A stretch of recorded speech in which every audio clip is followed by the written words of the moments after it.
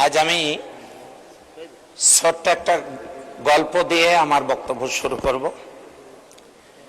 মশা তার বাচ্চাদেরকে নিয়ে সুযোগ বুঝে মশারির নিচে ঢুকে পড়ল। ঘুমন্ত ব্যক্তিকে কামড় দিলে ওই ব্যক্তি ঘুম থেকে জেগে লাইট জ্বালিয়ে মশা খোঁজা শুরু করলো এবং দুই হাতে মশা মারার চেষ্টা করলো। এই দৃশ্য দেখে বাচ্চা মশাটি বলল, লোকটা হাতে তালি দিচ্ছে কেন? তখন মশা বলল, আমার গান সবার কাছে অনেক প্রিয়, আমার গান সবাই পছন্দ করে, তো সেই জন্য হাততালি দিয়ে আমাকে অভিনন্দন জানিয়েছে। এবার বাচ্চাটা বলল, কিছু কিছু হাততালি তালি না, জীবন নাশের কারণও হতে পারে। মাননীয় স্পিকার, এই কথা বলার মধ্য দিয়ে বাজেট বক্তব্য শুনে যারা হাততালি দিয়েছেন আর বাজেট বক্তব্যে হাততালি শুনে যারা খুশিতে মাননীয় প্রধানমন্ত্রী বিরোধী দলকে নিয়ে যে বক্তব্য দিয়েছেন এবং হাততালি নিয়েছেন, ওই হাততালিগুলোর মাঝে জনগণের বিপদের ইঙ্গিতও থাকতে পারে। মাননীয় স্পিকার, 9,38,000 কোটি টাকার প্রস্তাবিত এই বাজেট এসেছে। আমরা কথা কিছু বলবই, এটা শুনবার ধৈর্যও থাকা দরকার। পার্লামেন্টের প্রথম অধিবেশনে বিরোধী দলীয় নেতা বলেছেন, সরকারের ভালো কাজের আমরা প্রশংসা করব, সুপারিশ করব, অন্যায় করলে প্রতিবাদ করব, কিন্তু আমাদের কথা শোনার ধৈর্যও তাদের নাই। মাননীয় স্পিকার, এই বাজেটে উচ্চ মূল্যস্ফীতির ঝুঁকি যা বাজারে তার প্রবাহ বাড়িয়ে সাধারণ মানুষের কষ্ট বাড়িয়ে দেবে।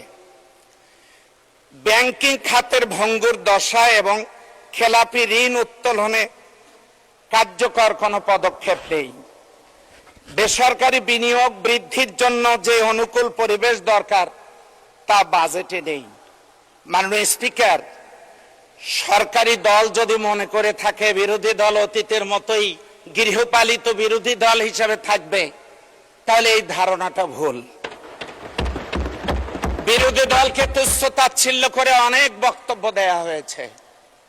বলা হয়েছে জামাত ইসলামী 3 সিট পেয়েছিল, অথচ তাদের হয়তো মনে নাই 18 নির্বাচনে তারা এত বড় একটা দল মাত্র 6টা সিট পেয়েছিল। এরপরে তারা বলা হয় আমরা বেহেশতের টিকিট বিক্রি করি। এই সংসদে বলা হয়েছিল একজনের নামে প্রমাণ দিন। আজও পর্যন্ত তারা এই প্রমাণ উপস্থাপন করতে পারেন নাই।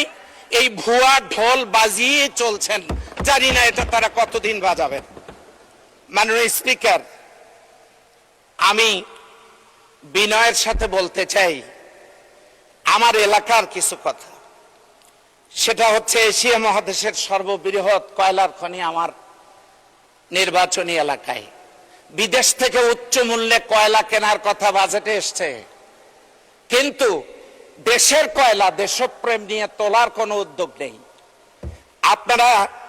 আপনার মাধ্যমে আমি জ্বালানি মন্ত্রী মহোদয়কে বলবো কয়লার খনি যেন উত্তোলন করা হয়। মাননীয় স্পিকার, স্কুল কলেজ বিশ্ববিদ্যালয়ের উন্নয়ন হোক, আমি তা চাই, কিন্তু সরকারি দলের পক্ষ থেকে একবারও বলা হয় নাই ইবতেদায়ী মাদ্রাসা, আলিয়া মাদ্রাসা, কওমি মাদ্রাসার উন্নয়নের ব্যবস্থার কথা তারা বলেন না।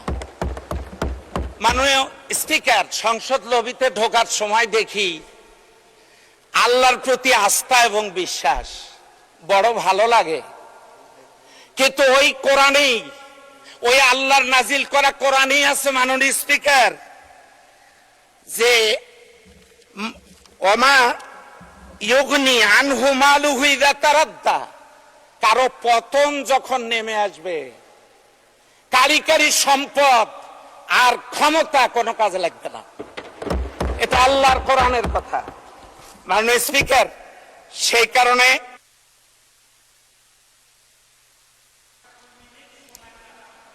জি, আপনাকে দেয়া হলো 2 মিনিটের মধ্যে শেষ করবেন দয়া করে। মাননীয় স্পিকার, আপনাকে ধন্যবাদ। আমার পীরগঞ্জে 1600 কিলোমিটার রাস্তা কাঁচা, জনদুর্ভোগ সীমাহীন পর্যায়ে চলে গেছে। এখানে অনেক আলোচনা হয়েছে, কোনো ব্যবস্থা হচ্ছে না মাননীয় স্পিকার। এরপরে বেশ কিছু শিক্ষা প্রতিষ্ঠান এমপিওভুক্ত হয়নি, অনেক প্রতিষ্ঠানে নেই একাডেমিক ভবন। শত কোটি টাকা দিয়ে নির্মিত আইটি সেন্টার পরিত্যক্ত ভবনের মতো পড়ে আছে মাননীয় স্পিকার। দৃষ্টিনন্দন সম্ভাবনাময়, অপার সম্ভাবনাময় নীলদরিয়া, যেটা নিয়েও কোনো সুনির্দিষ্ট কোনো পরিকল্পনা নেই। আমরা এই দেশের উন্নয়নের জন্যই কথা বলি মাননীয় স্পিকার। একটু আগে একজন সম্মানিত সদস্য বক্তব্য দিতে গিয়ে তিনি বললেন আমার কথা ওনারা বুঝবেন না। হ্যাঁ, উনি বুঝবেন, উনি ভালোই বোঝেন। এর আগে বেশ কয়েকটা দল উনি করেছেন, তো এই জন্য উনি ভালোই বুঝবেন। কিন্তু আমার মনে হয় এটা সংসদীয় কোনো রুলস না।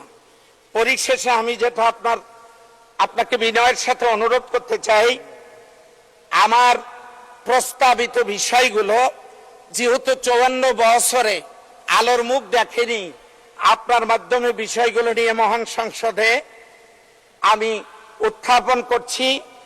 আপনার মাধ্যমে যেন কোনো পদক্ষেপ নেওয়া হয়, আপনার সদয় হস্তক্ষেপ কামনা করছি। সেই সাথে সরকারি দলের আমি মাননীয় সংসদ সদস্যদেরকে বিনয়ের সাথে অনুরোধ করব, যদি চান আমরা আপনাদের সহযোদ্ধা থাকি, তাহলে আপনারাও আপনাদের কথা নিয়ন্ত্রণ করুন। আপনাকেও ধন্যবাদ মাননীয় সদস্য।